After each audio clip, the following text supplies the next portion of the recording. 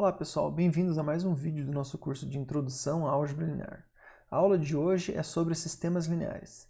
Nós vamos ver a definição de sistemas lineares e nós vamos aprender também as operações elementares, que são as nossas ferramentas para estudar os sistemas lineares. Para começar a falar de sistemas lineares, eu vou usar um exemplo muito simples e vou apelar para a intuição que vocês já têm a respeito do problema para poder motivar o que vem adiante. Então vamos começar com esse sistema linear aqui, composto de duas equações.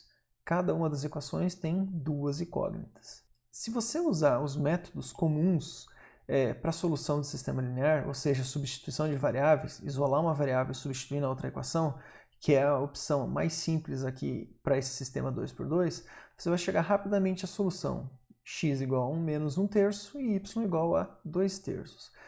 Mas o que significa essa solução e qual é a interpretação que a gente pode dar para esse sistema linear? A ideia aqui é enxergar cada uma das equações do sistema linear como uma reta no plano. Veja que cada uma das equações do sistema linear é, na verdade, uma equação de reta no plano, igual a gente viu em geometria analítica. Ou seja, a gente tem um coeficiente a multiplicando x, que no caso aqui é 1, mais duas vezes o y, no caso 2 aqui faz o papel do nosso b, e você pode chamar o c da tua equação da reta como o número menos 1. Passa o menos 1 para o outro lado, então a gente tem que x mais 2y igual a 1. A mesma coisa para a equação de baixo. Você tem o teu coeficiente a, o coeficiente b e o coeficiente aqui c, que está do outro lado do sinal de igual, então, portanto, ele fica com o sinal trocado. Independente do sinal desse termo aqui, você pode interpretar cada um deles como uma reta, que é o que a gente colocou aqui deste lado do slide. Se você olhar, você vai ver que essa primeira equação ela diz respeito a essa primeira reta e a segunda equação diz respeito à segunda reta. Vejam que a solução do sistema linear, que a gente conhece por substituição de variáveis, é exatamente a interseção dessas duas retas. Ou seja, a gente pode interpretar o sistema linear como o conjunto dos pontos no plano que satisfazem a condição de pertencerem à primeira reta e pertencerem à segunda reta, ou seja, eles estão na interseção entre as duas retas. Nesse caso, como as duas retas são concorrentes, não são paralelas, elas se interceptam num único ponto. Vamos então fazer uma proposição, e essa proposição aqui vai nos dar as ferramentas mais básicas para a gente estudar os sistemas lineares de forma um pouquinho mais geral. A primeira parte da proposição, ela diz o seguinte: se você tiver uma equação de reta do tipo ax mais by mais c igual a 0 e um número lambda diferente de 0, então a equação de reta lambda ax mais lambda by mais lambda c igual a 0 diz respeito à mesma reta que a tua equação anterior, ou seja, o conjunto dos pontos no plano que são solução dessa segunda equação são os mesmos pontos dessa reta aqui, e vice-versa. Então, se um ponto é solução dessa reta, ele vai ser solução da segunda reta. Se ele é solução dessa, então ele é solução dessa aqui também. Por que isso é verdade? Suponha que você tem, então, um x e um y que são solução dessa reta aqui, ou seja, a vezes esse x, mais b vezes esse y, mais c igual a 0. Então, será que ele vai zerar a segunda reta? Vai, por quê? Basta você escrever lambda ax mais lambda by mais lambda c, com esses seus x e y específicos que você pegou no conjunto de solução desta reta aqui, você pode fatorar o lambda à esquerda e você vai ter que lambda vezes ax mais by mais c vai ser igual a quem? Igual a lambda vezes 0. Por quê? Porque ax mais by mais c é 0, pois o teu ponto está no conjunto de solução dessa reta. E, por outro lado, se você tiver um ponto que satisfaz essa equação aqui, ou seja, a segunda equação, um ponto x, y, tal que lambda ax mais lambda by mais lambda c são 0, você pode partir do seguinte fato, que lambda x mais lambda by mais lambda c vai ser lambda vezes ax mais by mais c. E agora, o que vai acontecer? Se isso aqui era igual a 0, por conta dessa hipótese, você está partindo que isso aqui é verdade, você vai ter que lambda vezes isso, ou seja, um número diferente de 0 vezes isso, é igual a 0, portanto, o número da direita tem que ser 0, ou seja, o teu x e o teu y que você escolheu são a solução deste lado da equação. A segunda parte da nossa proposição ela diz o seguinte: se você tem duas retas, a primeira chamada de R1 e a segunda chamada de R2, e você escreve a primeira reta como A1x mais B1y mais C1 igual a zero, e a segunda reta é A2x mais B2y mais C2 igual a zero, e você decide criar uma terceira reta, somando os coeficientes da primeira reta e da segunda. Você vai ter uma reta R3, chamada, também representada por A1 mais A2x, mais B1 mais B2y, mais C1 mais C2 igual a zero. Então essas três retas, R1, R2 e R3, satisfazem a seguinte relação. A interseção de R1 com R2 ela é igual à interseção do R3 com R1, que é igual à interseção do R3 com o R2. Como que a gente sabe que isso é verdade? Vamos tentar entender o porquê disso. Suponha que você tem um ponto XY no plano que pertence à interseção da reta R1 com a reta R2. Se ele pertence à interseção do R1 e R2, então ele pertence à reta R1 e pertence à reta R2. Portanto, esse teu ponto XY, ele zera a reta R1 e zera a reta R2, ou seja, ele satisfaz as duas retas. Se você calcular A1x para esse teu x mais B1y mais C, você tem zero. Então, eu posso somar 0 com 0. O que eu vou ter? Zero, porque 0 mais 0 vai ser 0. Por outro lado, se você pensar nessa soma, você pode fatorar o x, fatorar o y e fatorar o número 1 aqui. Ou seja, você vai ficar com A1 mais A2 vezes x, mais B1 mais B2 vezes y, mais C1 mais C2. Veja que isso aqui era 0, isso aqui era 0, então a soma dá 0, portanto esse lado aqui também vale 0. Agora, esse lado aqui é o quê? É a reta R3 avaliada no teu ponto XY, ou seja, este XY que você escolheu pertence à reta R3. Como ele já pertencia à reta R1, então ele pertence à interseção de R3 com R1. Da mesma forma, como ele já pertencia a R2, então ele pertence à interseção de R3 com R2. Supõe que ele pertence, agora vamos fazer a volta, né? A gente provou que todo ponto nesse conjunto está contido nesse conjunto e contido nesse conjunto também. Vamos supor que você tem um ponto nesse conjunto. Vamos provar que ele está no R1 interseção com R2. Como que a gente faria isso? A conta é muito parecida. Veja, se você tem que o ponto satisfaz R3, então esse lado da direita vale 0. É o que a gente tem aqui. Agora, eu faço o caminho contrário. Eu vou distribuir os valores de x e y aqui e vou abrir. Então, eu vou ficar com essa conta que está aqui. Agora, o que acontece? Se a gente sabe que o nosso ponto já pertence a R3 e pertence a R1, então a gente já sabia que isso aqui era 0, e agora a gente sabe que isso aqui é 0, porque ele pertence a R1.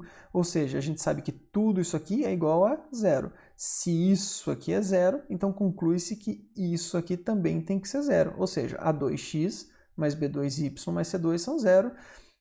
Ou seja, o ponto pertence a R2. Se a gente tinha que ele já estava em R3 e já estava em R1, agora a gente concluiu que ele também está em R2, ou seja, ele pertence à interseção de R1 e R2. O mesmo raciocínio te permite concluir que se um ponto está na interseção de R3 com R2, então ele está na interseção de R1 com R2. A terceira parte da nossa proposição, ela é muito simples, porque ela está dizendo que a interseção entre a reta R1 e R2 é a mesma que entre R2 e R1. Isso é verdade simplesmente porque a interseção de conjuntos é comutativa. A interseção do conjunto A com o conjunto B é igual à interseção do conjunto B com o conjunto A, propriedade de interseção de conjuntos. Como é que isso vai nos ajudar a solucionar sistemas lineares? A ideia aqui é o seguinte, é que a gente utilize as operações dadas pela proposição anterior para modificar o nosso sistema linear sem alterar o conjunto de solução do sistema. Como a gente sabe que a solução desse sistema linear ela é a interseção das duas retas, então o que a gente vai fazer? A gente vai usar aquelas operações dadas pela proposição de forma a alterar essas equações até encontrar um sistema cuja solução é mais simples de entender e de verificar, de se encontrar. Então vamos lá. A primeira parte da proposição dizia que a gente podia multiplicar uma das equações por um número diferente de zero. Vamos fazer isso com a nossa primeira equação. O que aconteceu aqui? Antes eu tinha x mais 2y igual a 1, eu multipliquei todo mundo por menos 1. Então agora o que eu fiquei? Com menos 2x menos 4y igual a menos 2, 2x mais y igual a zero. Veja que eu tinha a minha reta R1 e a minha reta R2. A solução era a interseção dessas duas retas. Agora eu criei uma nova reta, que é o resultado de multiplicar a primeira reta por um número diferente de zero. Essa reta aqui não altera o conjunto de solução. Então, se antes ela era essa reta vermelha, ela continua sendo essa reta vermelha. Multiplicar tudo por um número não altera o conjunto de solução do sistema. Seguindo adiante, o que a gente pode fazer? Agora eu vou pegar e vou somar essas duas retas e substituir no lugar dessa reta aqui. Então, a gente tinha a nossa reta R1 e a reta R2, e agora a gente tem a nossa reta R1 e uma reta R3, que é a soma das duas anteriores. Por quê? 2x menos 2x mais 2x deu zero. Menos 4y mais y deu menos 3y, menos 2 com zero, menos 2. Então vejam que a antiga reta era essa que está aqui representada em tracejada. A nova reta, que nós acabamos de criar, menos 3y igual a menos 2, é essa nova reta vermelha que está aqui, que é a horizontal. Por que ela é horizontal? Porque ela só tem coeficiente em y, certo? Então, na verdade, a gente tem o quê? Que o y está bem definido, a gente já sabe qual é o valor de y.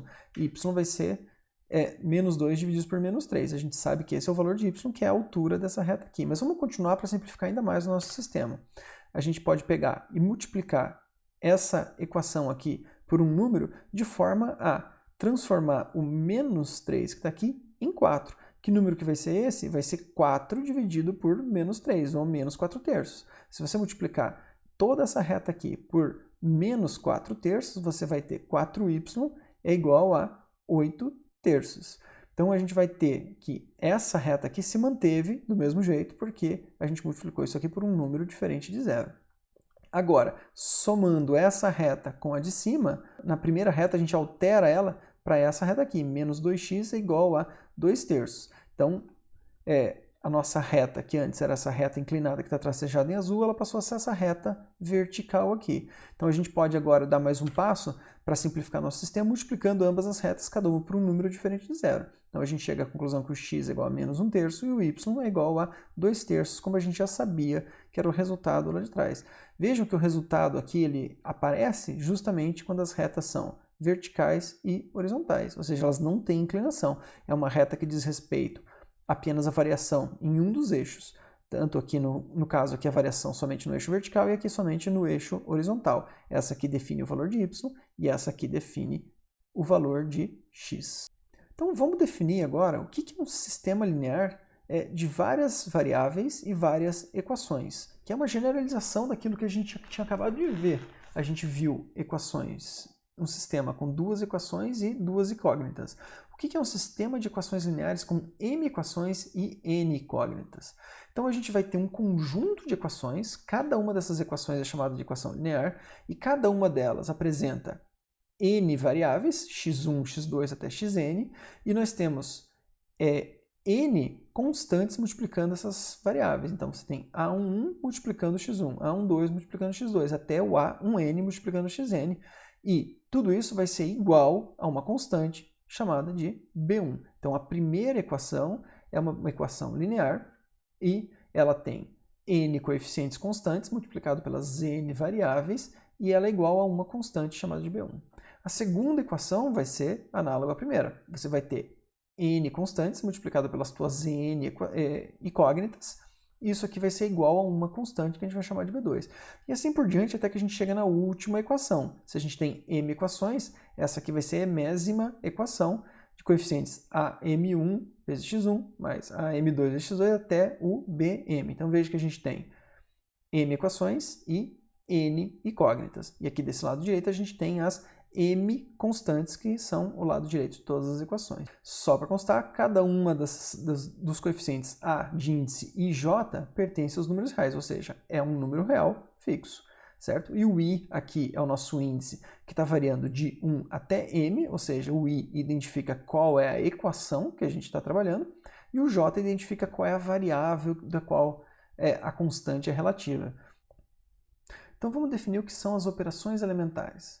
Uma operação elementar é uma generalização daquelas operações dadas pela proposição anterior que a gente acabou de estudar, mas no caso para um sistema linear qualquer. Então a gente vai dizer que uma operação elementar sobre um sistema linear ela é uma das seguintes operações. Você pode pegar uma das suas equações e multiplicar toda ela por um escalar não nulo, certo?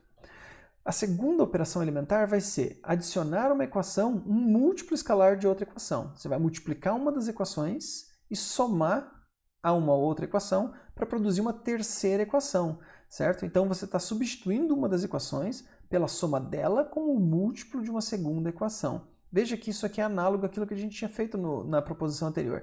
A diferença é que a gente está juntando um pouco as duas coisas. Antes a gente simplesmente multiplicava por um número e a outra era somar duas equações. A gente vai mudar um pouquinho, só para ficar um pouco mais fácil de trabalhar com essas operações elementares, mas ela é diretamente relacionada àquelas da proposição. Então a gente ficou com uma delas em multiplicar a equação por um escalar não nulo, como a gente tinha antes.